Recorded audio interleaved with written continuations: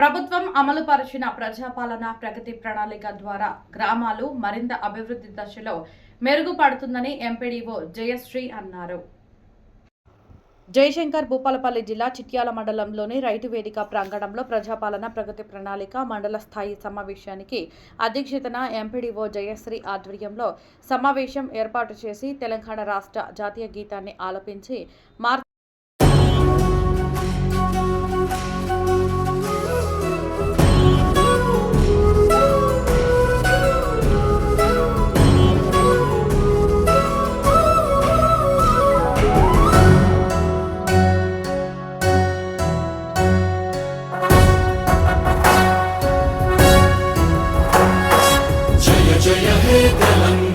జననీ జయకేతనం ముక్కోటి గొంతుకలు ఒక్కటైన చేతనం తరతరాల చరిత గల తల్లి నీరాజనం పదపదాన నీ పిల్లలు ప్రణమిల్లిన శుభతరుణం. జయ తెలంగాణ జయ జయ తెలంగాణ జయ తెలంగాణ జయ జయ తెలంగాణ. మార్చి 6 నుండి జూన్ 12 వరకు పల్లె నుండి పట్టణం వరకు 99 రోజుల సువర్ణ ప్రయాణం. ప్రజా పాలన ప్రగతి ప్రణాళిక. ఆరోగ్యం, విద్య, వ్యవసాయం, సంక్షేమమే పరమావధిగా.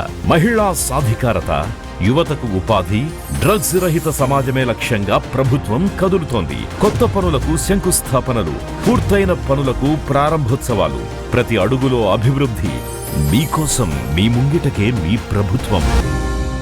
తెలంగాణ రాష్ట్ర జాతీయ గీతాన్ని ఆలపించి మార్చి 6 నుండి 15 వరకు వివిధ గ్రామాలలో ప్రజాపాలన ప్రగతి ప్రణాళికలో జరిగిన అభివృద్ధి పనులపై సర్పంచులు, వివిధ శాఖల అధికారులు, ప్రజలు పాల్గొని రాష్ట్ర ప్రభుత్వం అమలు చేసిన ప్రజాపాలన ప్రగతి ప్రణాళికపై అవగాహన, వాటి సమస్యలపై మండల స్థాయి సభ నిర్వహించి ప్రజాపాలన ప్రగతి ప్రణాళికపై ప్రభుత్వం రూపొందించిన వీడియోను చిత్రీకరించారు.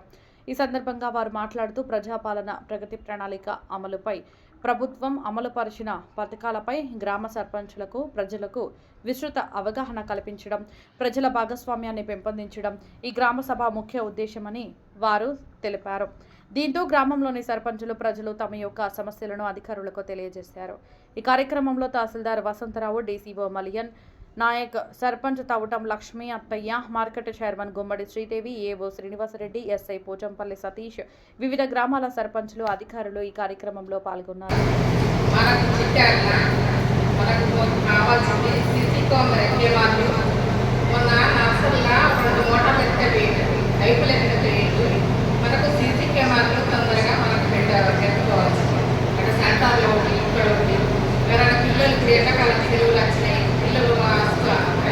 పోతే యాక్సిడెంట్ అయింది, లారీలు వస్తాయి, ఇసుకల టిప్పర్లు వస్తాయి, ఎవరికి తప్పనది ఉన్నది ఒప్పుకున్నది మనకు తెలిసిపోయేందుకు సీసీ కెమెరా మాత్రం పెట్టేయాలి. లోతుకుండా అనే చెరువు ఉంటుంది. గతంలో 2018-19 దాకా పని నిర్వహించడం జరిగింది.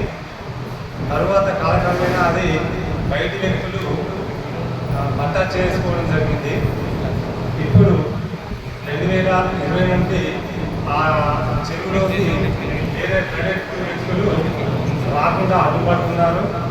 మనం మాత్రమే ప్రజలకు అందుబాటులో మీద పేపర్ వర్క్ మాత్రమే పరిమితమైన నా ఉద్దేశం.